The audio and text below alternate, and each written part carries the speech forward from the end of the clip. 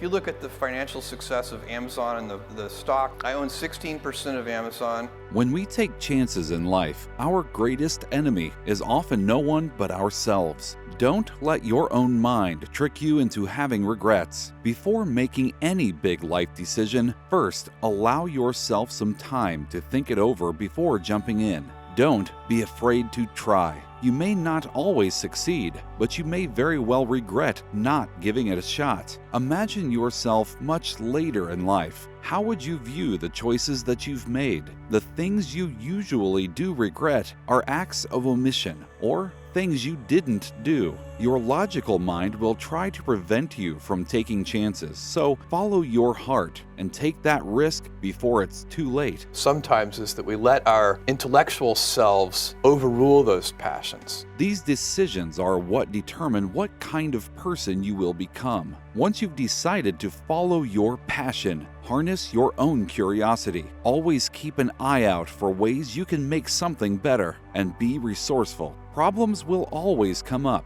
but focus your time on providing solutions. Getting started is an uphill battle, and you will likely come across criticism at some point. When you do, look at yourself in the mirror and ask, are they right? If they are, change. Success is a marathon, not a sprint. So double down on your victories and don't be embarrassed to try and fail. Taking a chance, even against great odds, is still the best option. If that could be our legacy, that we kind of raised the general idea of what it means to be customer-centric.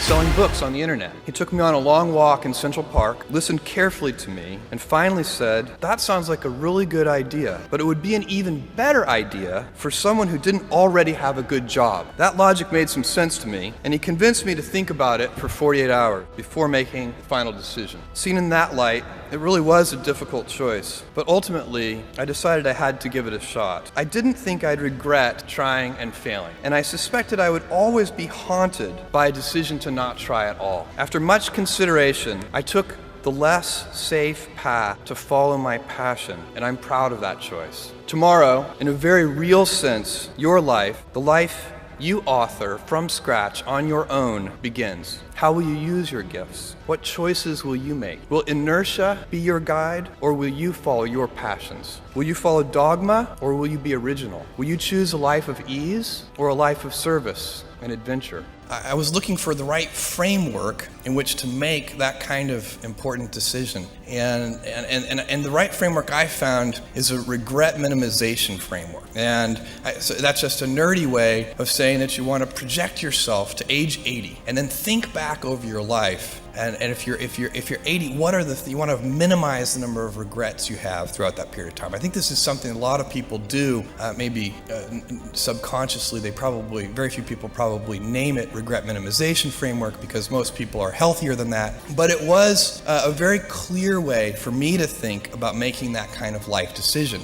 And the way it helped was I thought, okay, if I go do this thing and participate in this thing called the internet that I genuinely believe is going to be a big deal, and if I fail, am I going to regret having tried and failed? And I knew the answer to that was no. But I also knew that if I didn't try, that I would always regret that. I would always wonder, and it would haunt me until that mythical day, which I actually hope will come. The great thing about humans in general is we're always improving things. And so entrepreneurs and inventors, if they follow their curiosity and they follow their passions and they figure something out and then they figure out how to make it better and they're never satisfied. And you need to harness that. In my view, you need to harness that energy primarily on your customers instead of on your competitors. And so I sometimes see, and by the way, I think it's probably true of all kinds of risks in life, not just starting a business. I mean, life is full of different risks. And I think that when you think about the things that you will regret when you're 80, they are almost always the things that you did not do.